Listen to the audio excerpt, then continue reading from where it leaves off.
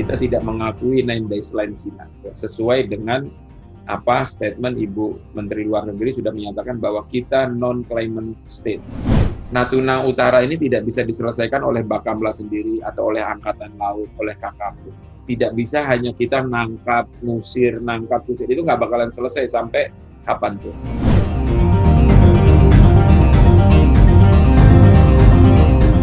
Setelah sempat membuat ulah pada Desember dan Januari lalu, China Coast Guard kembali bertingkah dengan melanggar batas perairan Indonesia di kawasan Natuna Utara pada Sabtu hingga Senin kemarin.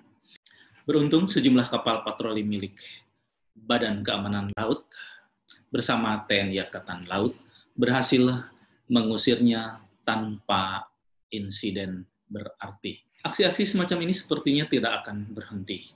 China dengan segala sumber daya yang dimilikinya akan terus berupaya menunjukkan eksistensinya seperti klaim mereka selama ini. Lantas, bagaimana Bakamla menyiasati hal tersebut? Saya, Alexander Sudrajat, akan mengajak Anda, Detikers, untuk berbincang dengan Kepala Badan Keamanan Laut Republik Indonesia, Laksamana Madya Aan Kurnia. Berikut ini. Halo, Bapak Aan Kurnia. Salam kenal, Pak Aan. Saya Sudrajat dari Detikom. Baik, terima kasih. Salam kenal juga, Mas Sudrajat. Apa kabar? Tetap sehat ya? Salam sehat juga. Alhamdulillah, Pak Aan. Ya, ini karena kita pandemi kan ya, pemanfaatan teknologi Zoom. Pak Aan, setelah Desember Januari lalu, kemarin kita mendapat kabar ada insiden kembali di Natuna Utara. China Coast Guard kembali bertingkah dan untungnya Bakamla bekerja sama dengan TNI AL berhasil mengusir mereka. Tapi duduk perkaranya seperti apa waktu kasus yang kemarin dan bedanya yang dengan kasus Januari lalu itu yang sempat heboh, gimana Pak Aan? Baik, Mas Sudrajat, akan saya ceritakan sedikit kronologisnya. Jadi yang jelas ini beda dengan situasi bulan Januari ya, yang awal tahun lalu. Jadi yang situasi atau kejadian tanggal 12 September kemarin hari Sabtu, ya, ini yang masuk ke ZEE Indonesia hanya satu kapal Coast Guard. Ini kejadian hari Sabtu tanggal 12 jam 10.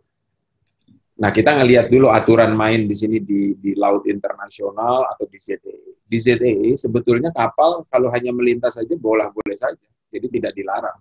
Kayak misalnya Coast Guard mau lewat, silahkan. Nah, hanya kemarin tanggal 12, dengan sistem peralatan yang ada, sistem surveillance yang ada yang dimiliki oleh Bakamla, saya mendeteksi ada satu kapal yang cukup mencurigakan. Kenapa? Karena di dalam ZEE, dia tidak bergerak mengapung saja.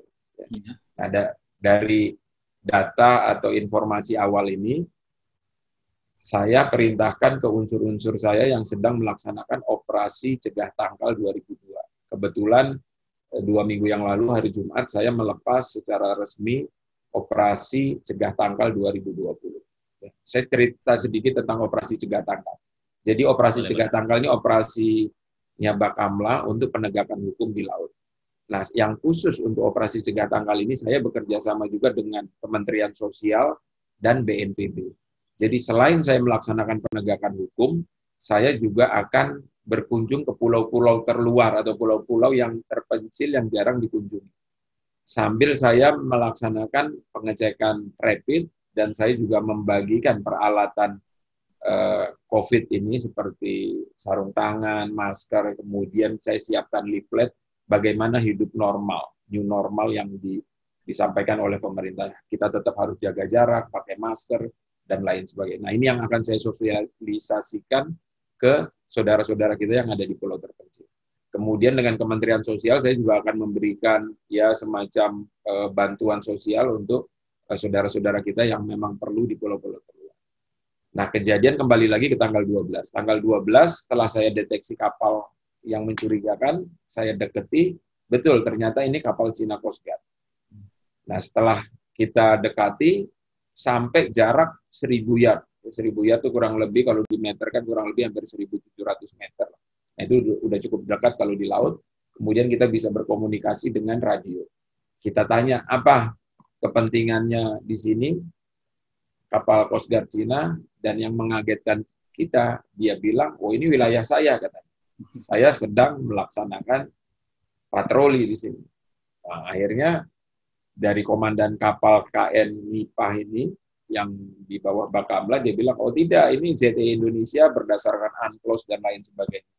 Nah, dia tetap adu argumen ini, walaupun tidak secara terus-menerus, tapi kadang-kadang muncul, kadang-kadang tidak. Tapi terus kita bicarakan, kita sampaikan juga. Terus ini berlanjut Sabtu sampai Minggu saya laporkan kejadian ini ke Bapak Menko Polhukam dan Ibu Menteri Luar Negeri. Nah, Ibu Menteri Luar Negeri kemudian menindaklanjuti dengan berkomunikasi dengan Duta Besar Cina yang ada di Indonesia.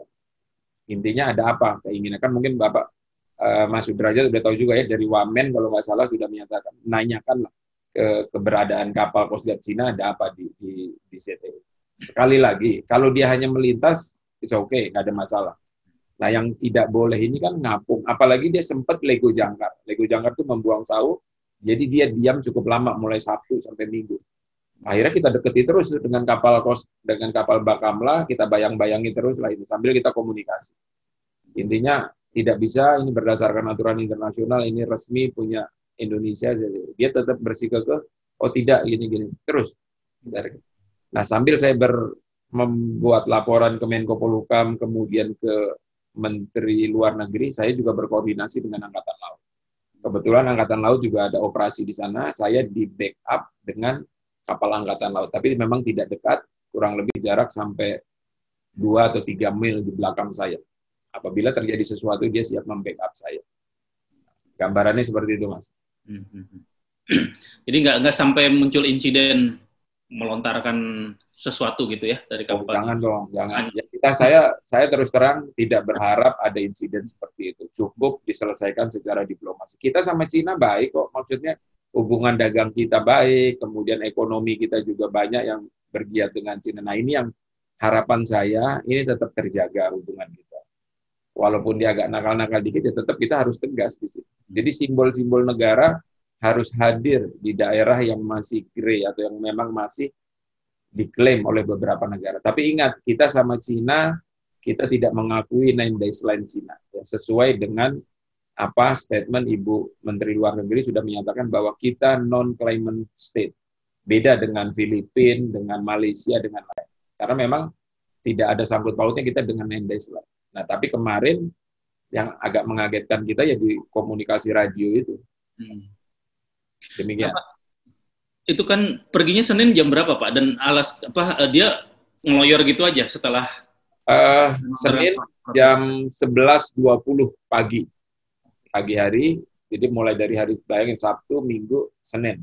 Nah, Senin pagi jam 11.20 dia meninggal, terus kita bayangi sampai dia keluar. Dan sampai sekarang saya pantau, dan posisinya sekarang udah kurang lebih 100 nautical miles, sudah jauh menuju utara. Ya, tidak bicara apa-apa, dia keluar saja gitu. Tapi tetap kita selalu waspada, anak-anak juga mengantisipasi sampai kalau memang terjadi hal-hal yang tidak diinginkan, kita juga sudah siap. Tapi selama pandemi ini baru pertama kali itu lagi ya, Pak, muncul gangguan-gangguan dari... Ya, khusus untuk kapal dari Cina atau Tiongkok ini baru sekarang, dan syukurnya bisa saya deteksi di sini, kemudian langsung kita intercept. Nah, ini yang harusnya kita, atau simbol-simbol negara yang harus selalu hadir di daerah yang masih gray area ini, sehingga memang intinya menegaskan ini wilayah kita loh. Silahkan kalau di ZTE sesuai aturan internasional, monggo, kalau hanya mau lewat saja, silahkan, kita juga monitor. Nah, tapi kalau ada kapal yang mengapung, diam, ini yang patut kita curigai, kita tanya, ada apa kepentingannya di sana. Pak, selain Cina kan beberapa negara lain juga ikut-ikutan mengklaim gitu kan. Betul. Ada juga nggak yang melakukan pelanggaran seperti Cina, macam dari Vietnam atau dari Filipina, Thailand? Kita di Laut Natuna Utara itu sekarang ada perbatasan yang belum selesai, yaitu dengan Vietnam.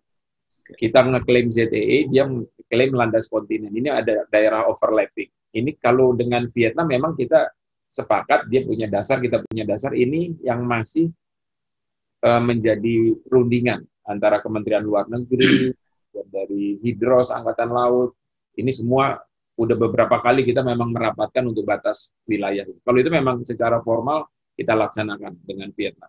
Jadi intinya kita udah ada sama-sama niat baik untuk menyelesaikan batas yang belum selesai dengan Vietnam.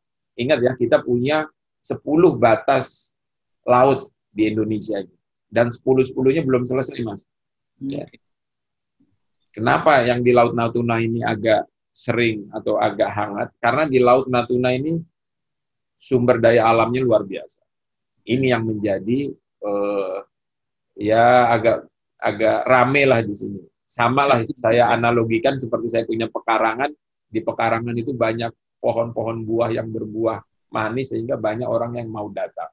Tapi kalau halamannya tandus, kering, tidak ada apa, mungkin walaupun belum jelas patoknya mungkin didiemin saja sama semua orang. Nggak akan dilirik. Analogikan seperti itu. Ya. Nah, Pak, tadi kan Bapak menjelaskan ya Indonesia lewat TNI AL, lewat Bakamla harus selalu hadir di situ. Betul. Nah, Bakamla sendiri, mungkin Bapak bisa bicara kekuatan Bakamla saat ini berapa, Pak? Kapal patroli yang sering dibilang, apa iya memadai? Apa iya SDM-nya juga memadai gitu kan? Jadi Bakamla sekarang saya punya 10 kapal ya, yang untuk kategori bisa sampai patroli sampai ZDI.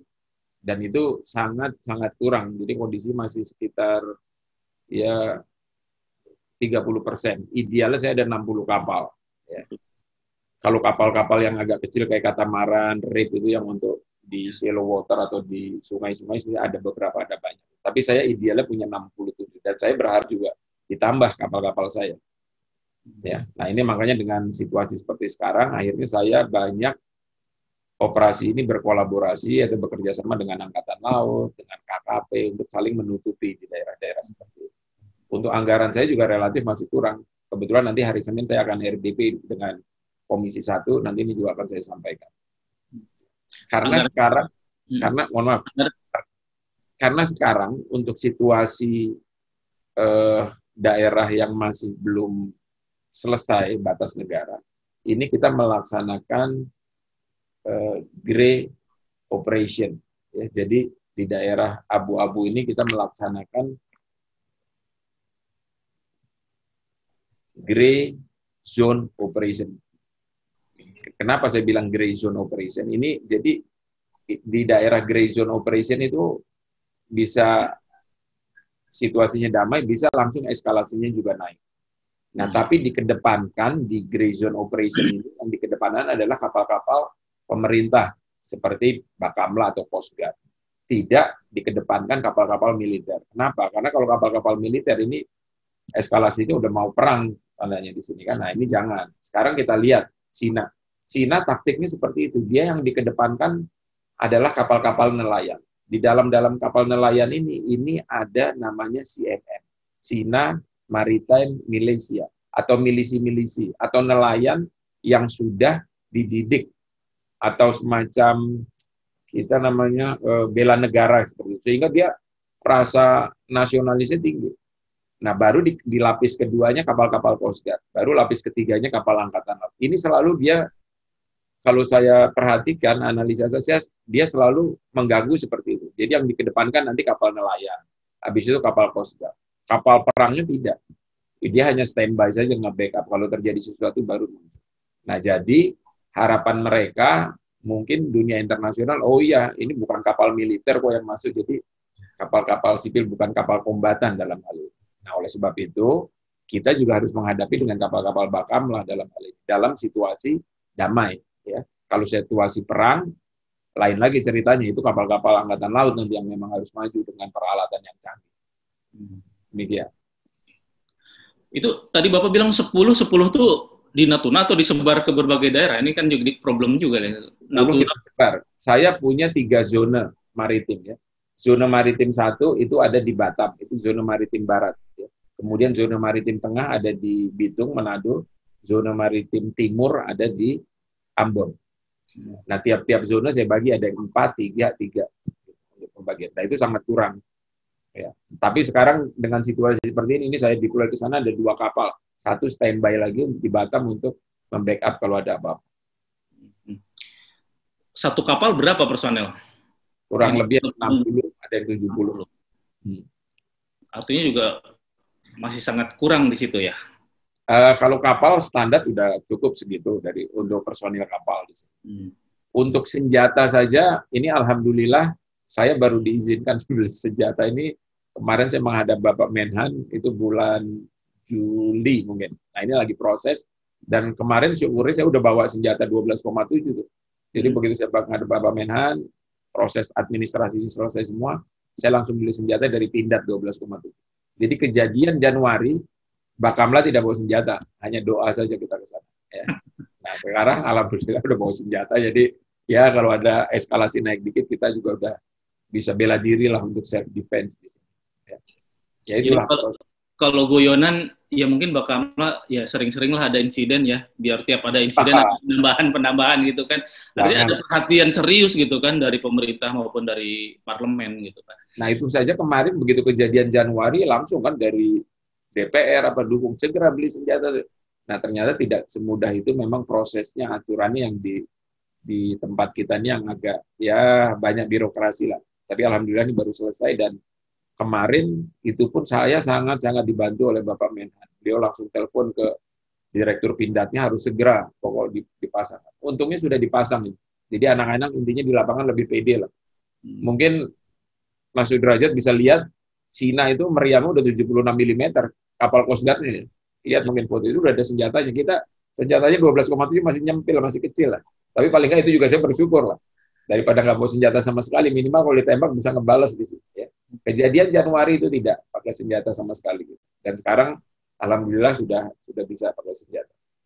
Cuman untuk mengatasi masalah Laut Natuna Utara, saya sudah punya konsep di sini strategi. Jadi Natuna Utara ini tidak bisa diselesaikan oleh Bakamla sendiri atau oleh Angkatan Laut, oleh KKP.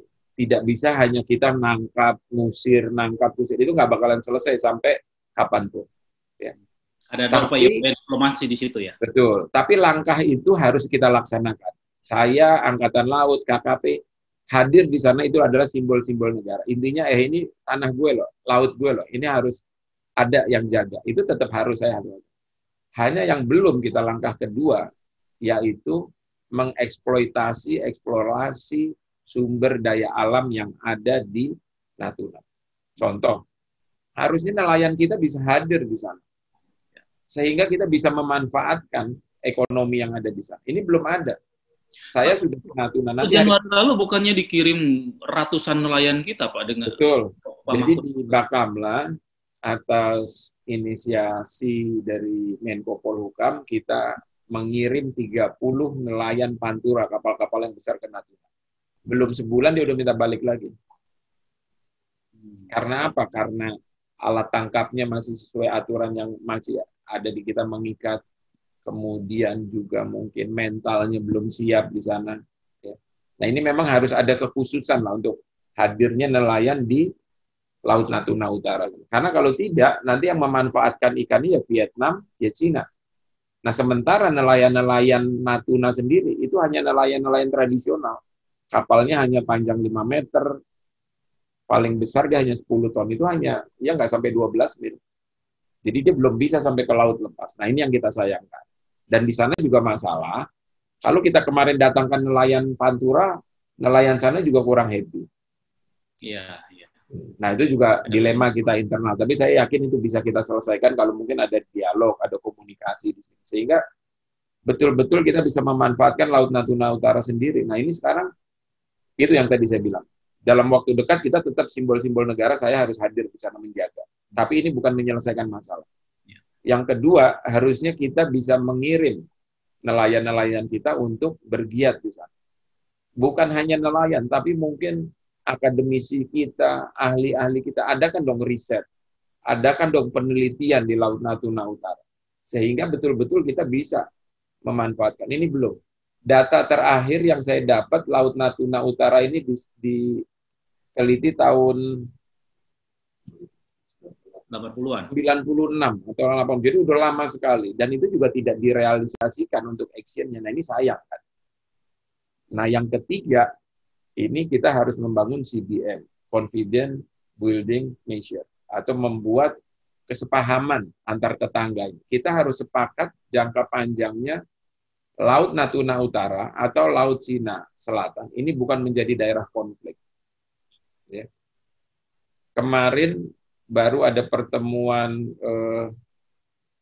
regional ASEAN Meeting RM, ya itu antar seluruh menteri luar negeri itu sepakat bahwa ada dialog bahwa di Laut Cina Selatan itu kita tidak harapkan adanya konflik. Itu harus kita selesaikan secara dialog.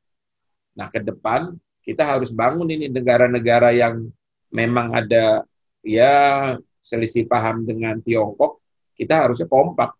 Ya Indonesia, Malaysia, Filipina, Brunei, Vietnam harus sama-sama sepakat menyuarakan di sini.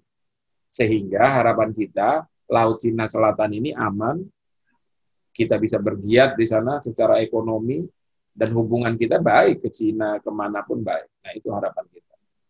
Nah tapi saya sekarang hanya baru satu step ini yang saya laksanakan, yaitu hadir di sana sebagai simbol-simbol negara untuk mengusir, untuk melarang kegiatan-kegiatan ilegal.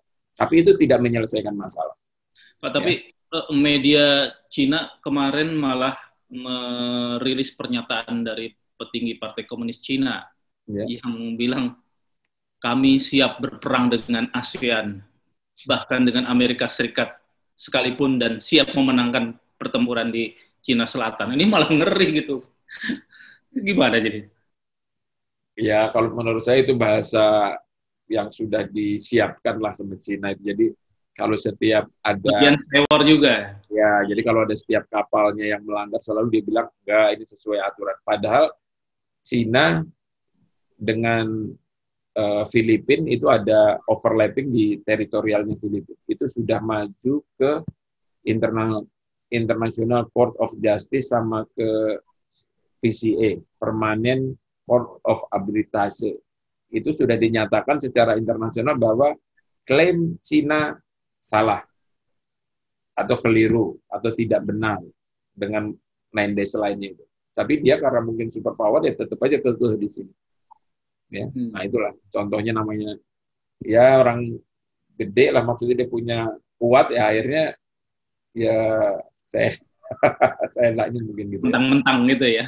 Ya, tapi kita Menlu saya juga selalu sudah menyatakan kita bukan sebagai negara non-claimant state. Jadi kita tidak ada masalah dengan Cina.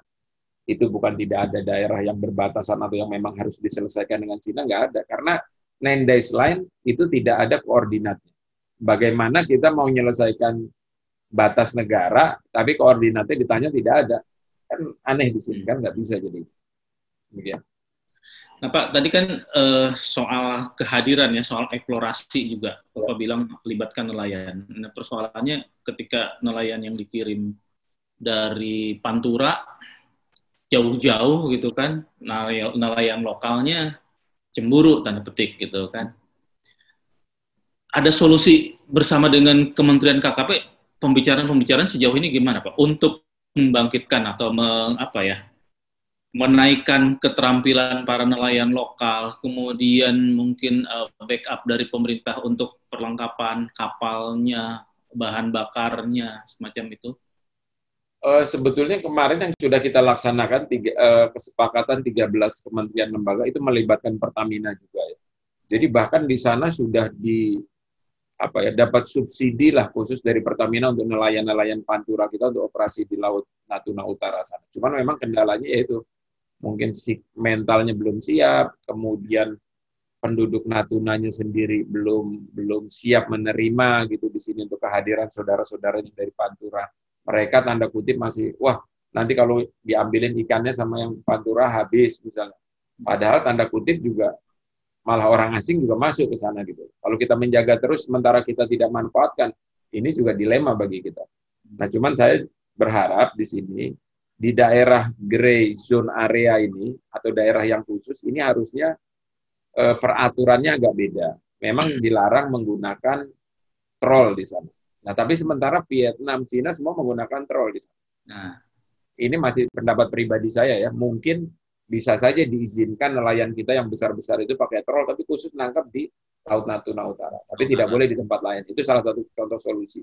Yang kedua, mungkin nanti dapat subsidi dari pemerintah untuk bahan bakarnya. Yang ketiga, kalau memang dia nangkap ikan, nanti ikannya bisa dijual di Natuna. Tidak usah perlu jauh-jauh, bawa lagi ke Jawa atau kemana. Nah, di Natuna yang harus disiapkan cold storage atau di sana jadi lumbung ikan kita juga bisa nanti di sana untuk langsung ekspor mungkin dari sana. Nah, ini memang harus semua kementerian lembaga yang terkait harus memang turun tangan. Tapi saya dengar KKP sudah memikirkan ini. Nah, tapi harusnya memang agak dipercepat sehingga memang betul-betul hadir di sana. Jadi tidak simbol-simbol negara, tapi juga nelayan-nelayan yang melaksanakan kegiatan ekonomi, penelitian, harusnya kita lebih banyak ke sana. Sekarang Cina yang jauh-jauh datang, kemudian Vietnam jauh-jauh datang ke sana. Nah, kita yang di depan mata kok tidak diapa-apakan gitu loh. Nah, ini bukan kewenangan saya sebetulnya, tapi kan ada kementerian lembaga lain. Nah, ini makanya kita harus duduk bersama, harus sama-sama memikirkan permasalahan ini. Nah, itu kita kan ketika Januari semua pejabat seolah-olah punya komit, seolah-olah akan semuanya bukan gitu kan.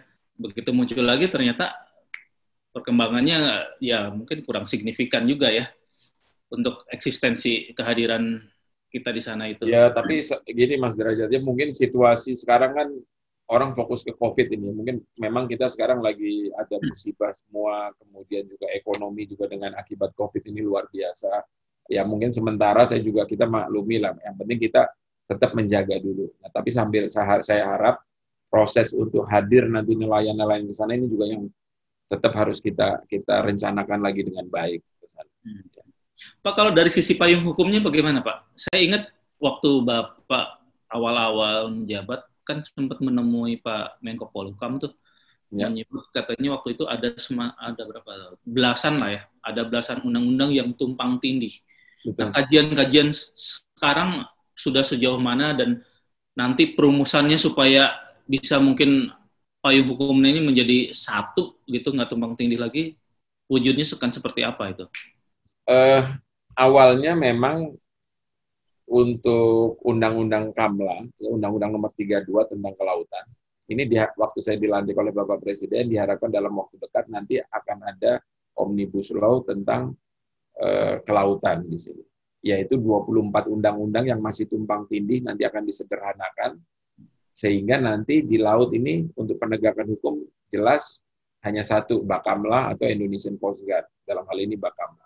Nah, ini masih proses, Mas. Harusnya kemarin masuk ke prolegnas tahun 2020, ini kelihatannya mundur lagi 2021. Nah, ini dalam waktu dekat tapi akan keluar RPP. Ya. Nah, ini mudah-mudahan nanti dalam RPP ini ada satu instansi yang akan bergabung ke Bakamla. Intinya nanti saya nggak perlu beli kapal banyak-banyak, tapi nanti kalau ada instansi yang bergabung dengan Bakamla atau Coast Guard, ini udah ya cukuplah agak memperkuat Coast Guard di sini. Nah, ini masih proses ya, doakan saja lah. Saya juga selalu ngomong ke Komisi 1, semoga ini bisa dipercepat undang-undang. Karena kalau udah jelas payung hukumnya, ya nanti lebih baik.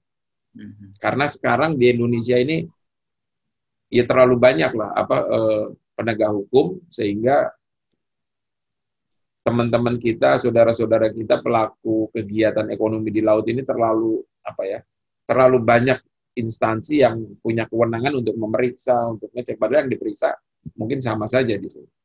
Saya analogikan gini, di jalan raya sekarang udah tertib, yang memeriksa hanya Polantas, polisi lalu lintas. Di laut nggak, ada polisi, ada angkatan laut, ada bea cukai, ada Bakamla, ada KKP, jadi terlalu banyak, dan nanyanya sama, ada ini. Akhirnya kosnya jadi terlalu tinggi.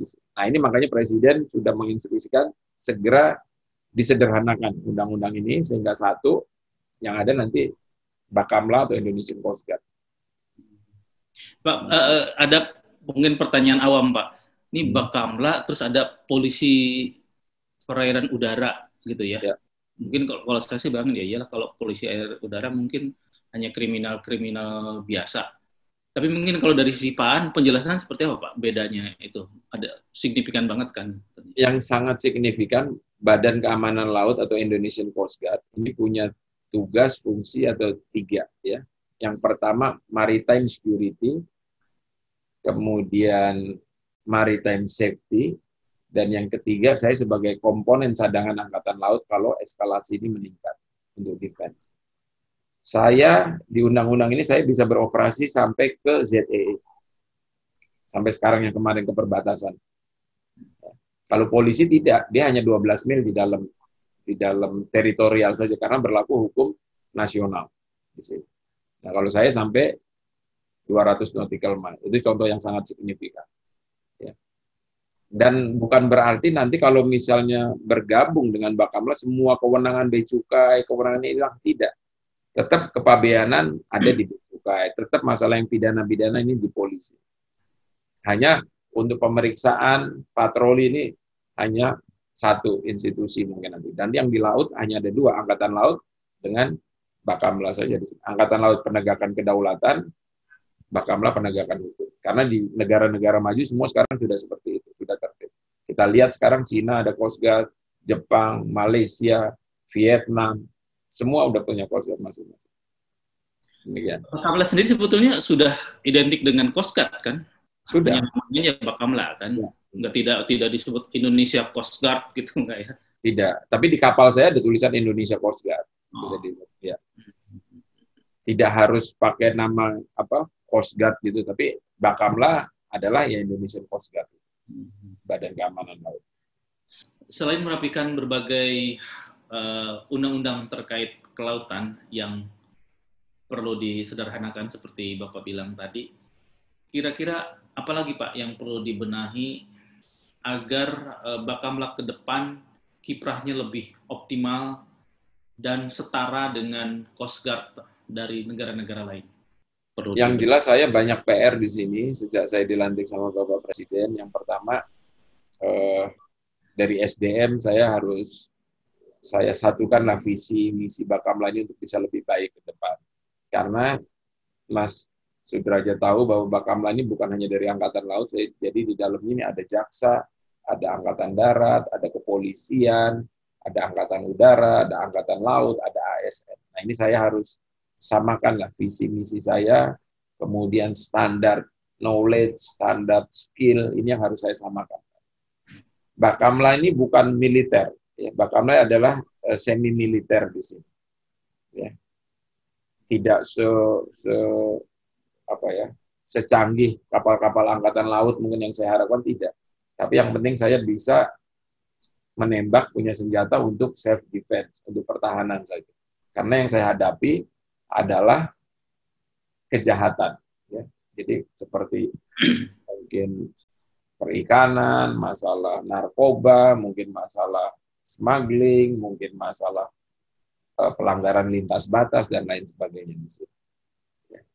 Tapi secara umum itu visi misi saya ke depan ingin Bakamla ini lebih baik, semuanya SDM, administrasi, tata tertib semua masih memang perlu peningkatan. Ini banyak PR, cukup banyak, tapi saya yakin insya Allah 2020 ini lebih baik dari 2019. Dan banyak sudah kegiatan-kegiatan yang saya laksanakan di sini. Contoh yang baru saya launching kemarin tanggal 22 Juli, yaitu saya melaunching IMIX. IMIX, Indonesia Maritime Information Center. Pusat Informasi Maritim Indonesia. Mas Sudrajat bayangkan, ya, di Selat Malaka, ya, itu setiap tahun hampir 100.000 kapal pulang pergi lewat sana, ya. 60.000, 70.000 sampai 100.000 lah plus minus itu yang resmi menghidupkan AIS, ya. Kalau ada kejadian di Selat Malaka, ini contoh aja baru bagian barat, ini semua laporannya kemana? Ke IFC, International Fusion Center yang ada di Singapura. Atau ke RICAP, ini punyanya Jepang, yang ada di sini. Atau ke IMB, International Maritime Bureau, yang ada di Kuala Lumpur. Jadi ibaratnya orang itu lewat pekarangan kita, tapi kalau ada kejadian laporannya ke tetangga. Nah, saya berinisiasi, makanya kita harus punya Pusat Informasi Maritim Indonesia. Oleh sebab itu, saya kemarin mendeklar, saya undang dari atase-atase negara-negara sahabat, bahkan Amerika datang, Perancis datang. Saya sampaikan ini loh, Pusat Informasi Maritim. Jadi kalau ada apa-apa lewat wilayah Indonesia, laporannya ke saya. Atau saya akan mengasih informasi untuk keselamatan, keamanan. Nah, ini apresiasinya luar biasa. Dan IMIC ini bukan hanya untuk militer atau orang-orang khusus, enggak, tapi ini untuk umum. Akademisi saya kasih, kemudian asosiasi-asosiasi pelayaran saya kasih, negara-negara tetangga juga saya kasih. Bahkan saya udah kerjasama dengan IFC yang punya di Singapura, sama IMB, semua kita ajak kerjasama. Nah, ini salah satu contoh bentuk ya terobosan Bakamla yang sekarang ini. Jadi jangan sampai kayak FIR, tahu FIR ya, yang Flight Identification Region itu. Jadi yang kalau pesawat kita terbang di Riau itu laporannya ke Singapura. Padahal itu di wilayah udara kita gitu. Nah, ini saya tidak mau seperti itu. Kita masalah maritim wilayah kita ya harus laporannya ke Indonesia. Dan kita sebetulnya mampu. Nah, ini yang sudah saya laksanakan. Terakhir Pak An, dari apa yang sudah dipaparkan, barangkali ada semacam highlight yang ingin disampaikan? Harapan saya ke depan, dengan nanti Bakamla, atau mungkin Angkatan Laut, atau KKP, siapapun. Jadi, end state atau tujuan kita di Natuna ini yang pertama, ZEE itu harus terjaga. Atau Laut Natuna Utara itu harus terjaga dari siapapun, dari negara manapun. Dan kita harus bisa memanfaatkan Laut Natuna Utara itu untuk eksplorasi, eksploitasi, untuk kepentingan nasional Indonesia. Itu yang harus tetap kita jaga di sini. Dan juga saya berharap kita harus bisa mempertahankan hubungan baik dengan Tiongkok, dengan Vietnam, dengan semua negara tetangga kita. Tapi masalah kedaulatan, masalah harga diri, itu tetap harus kita jaga. Jadi ibaratnya kita harus lebih wise, punya kita tetap harus kita jaga, harus kita manfaatkan. Tapi hubungan baik juga harus kita jaga. Nah, ini yang harus sejalan, ya. Itu harapan saya. Kalau memang bisa diselesaikan secara diplomasi, ya harus kita laksanakan secara diplomasi. Dan yang berikutnya, kita khusus di Laut Natuna Utara atau di daerah-daerah yang belum selesai masalah perbatasan lautnya, kita melaksanakan gray zone operation. Jadi operasi yang mengedepankan kapal-kapal pemerintah atau bukan kapal-kapal kombatan. Dalam hal ini, ya kapal-kapal Bakamla yang hadir di sana. Kecuali dia udah hadir kapal perangnya, kapal angkatan, baru nanti kapal angkatan laut kita yang hadir. Tapi paling tidak, kita bisa melindungi kepentingan nasional Indonesia di Laut Natuna Utara. Dan kita tetap menjaga persahabatan dengan semua negara, termasuk dengan Tiongkok, dengan Vietnam, dengan siapapun. Itu yang harus kita jaga. Karena tetap semua rugi, Mas. Kalau misalnya ada kejadian yang tidak kita, semua rugi. Ya, semua saling terkait di sini. Kita bergantung ke sana, sana juga bergantung ke kita. Nah, ini yang kita jaga. Kalau ada masalah intrik-intrik kecil, ya kita selesaikan dengan secara diplomasi. Tapi tetap simbol negara harus hadir di tempat itu. Itu saja. Ya. Harus bisa menyelami filosofi orang Sunda itu ya. China herang, laukna benang itu. Ya. Kita bisa mengeksplorasi, tapi juga tanpa berkonfrontasi dengan betul. Karena kalau namanya kita konflik, itu rugi semua. Nggak, namanya perang kan nggak ada yang, semuanya rugi lah. Ya, pasti ngeluarin biaya, ada korban, ada segala itu yang kita hindari. Tapi kita juga harus tegas gitu loh. Tegas bukan berarti harus perang gitu. Jadi perang itu di jalan terakhir lah. Tapi kita harus bisa jaga hubungan baik, tapi kita juga harus bisa menjaga di sini dengan baik. Jadi cukup diselesaikan dengan Bakamla. Ngomong-ngomong selesai, akhirnya mungkin yang ngerti pergi, ya itu udah alhamdulillah saya di sini, waduh bersyukur. Oke, Pak An, terima kasih banyak sudah berkenan untuk berbincang dengan Detikom, berbagi pengetahuan dan pengalaman untuk para pembaca Detikom. Mudah-mudahan jika pandemi nanti sudah bisa diatasi, kita bisa berbincang lebih panjang, lebih dalam dengan bertemu langsung. Terima kasih banyak, Pak An.